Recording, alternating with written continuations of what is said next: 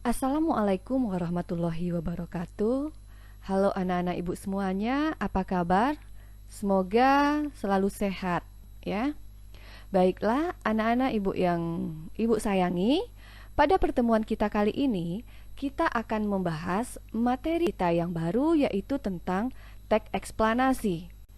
Dalam pelajaran Bahasa Indonesia kelas 11 SMA yang akan disampaikan langsung oleh Ibu sendiri, Ibu Sylvia Devika.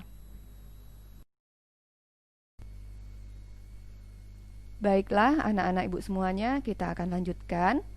Sekarang Ibu mau bertanya kepada Ananda semuanya, pernahkah Ananda mendengar atau membaca informasi mengenai fenomena atau peristiwa yang terjadi di lingkunganmu?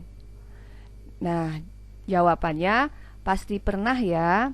Ibu yakin anak-anak ibu bisa mendengar atau melihat fenomena itu, baik Ananda lihat secara langsung melalui televisi ataupun anak-anak ibu mendengarnya melalui radio, atau anak-anak ibu bisa membacanya lewat media massa. Nah, fenomena yang ibu maksud di sana ada fenomena alam dan ada fenomena sosial. Nah, fenomena alam contohnya itu adalah gempa bumi, ada badai yang sangat besar, ada banjir yang di musim hujan itu sering dialami di daerah kita. Begitupun ada tanah longsor, ada gerhana bulan, dan sebagainya.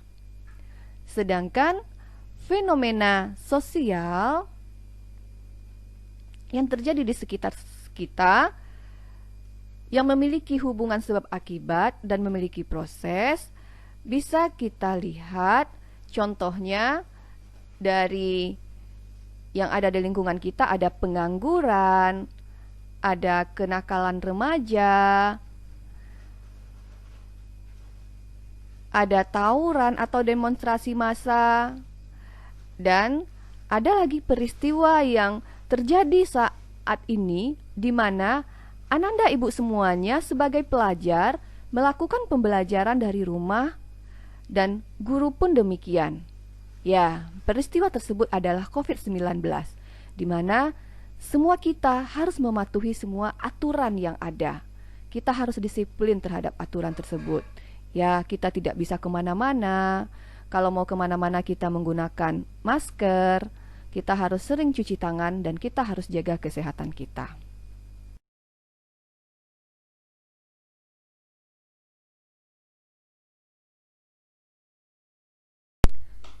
Selain itu, kita juga pernah mendengar peristiwa-peristiwa yang terkait dengan masalah sosial dan budaya.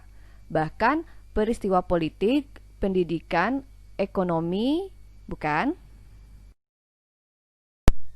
Dari penjelasan yang kita sampaikan di atas tadi, semua informasi tentang peristiwa atau fenomena tersebut dapat disajikan dalam bentuk teks eksplanasi.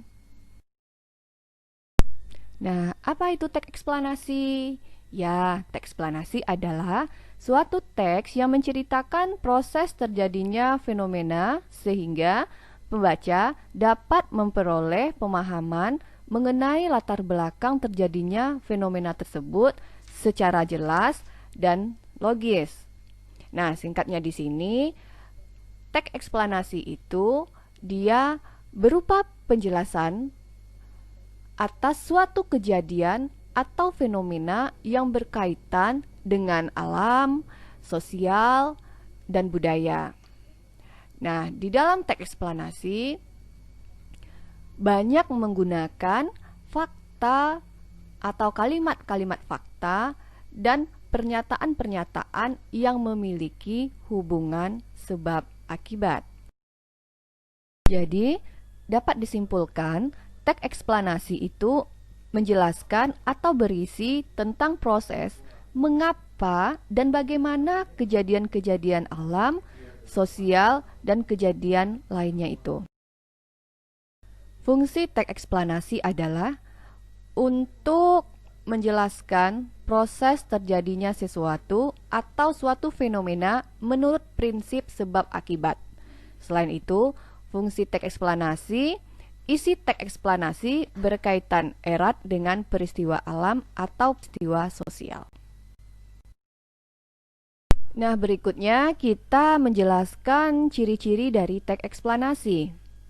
Ciri-ciri dari teks eksplanasi, yang pertama, teks eksplanasi terdiri dari 3 unsur yang meliputi sebuah pernyataan umum, penjelasan, dan interpretasi. Yang kedua, teks eksplanasi itu isinya berdasarkan fakta. Ketiga, memiliki sifat objektif.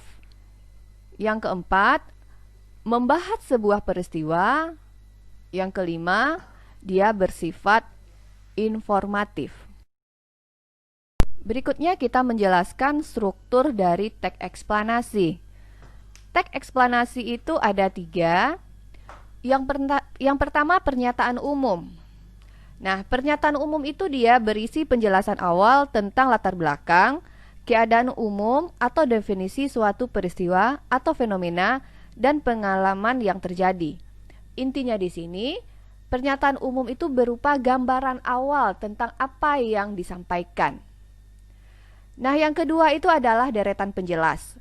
Deretan penjelas itu berisi paparan rangkaian peristiwa atau kejadian atau urutan mengapa suatu fenomena terjadi, atau bisa juga berisi urutan bagaimana peristiwa tersebut terjadi. Yang ketiga, interpretasi. Interpretasi ini atau penutup di sini berupa penafsiran atau pemaknaan atau penyimpulan yang berupa pendapat penulis atas sesuatu yang telah dijelaskan dalam teks tersebut. Nah, intinya di sini interpretasi ini berupa kesimpulan dari penjelasan di atas. Dari pemaparan Ibu di atas tadi tentang struktur teks eksplanasi, ini bisa anak-anak Ibu lihat pemaparannya dari yang Ibu sampaikan tadi. Nah, ini dia contoh dari pernyataan umum. Nah, di sini ada contoh teks tentang banjir. Tentang banjir ini bisa Ananda baca, ada di dalam buku paket kita halaman 57. Jadi, ini dia bagian pernyataan umumnya. Nah, ini dia pemaparan Ibu, deretan penjelasnya pada bagian struktur dari teks eksplanasi kita. Bisa anak-anak Ibu lihat.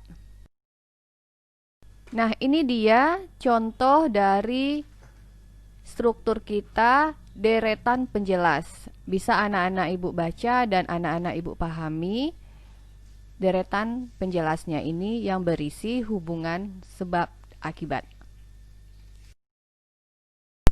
Nah, ini dia bagian interpretasi atau penutup pada struktur teks eksplanasi. Bisa anak-anak Ibu lihat kembali penjelasannya. Nah, ini dia contoh bagian interpretasi atau penutup dari teks eksplanasi.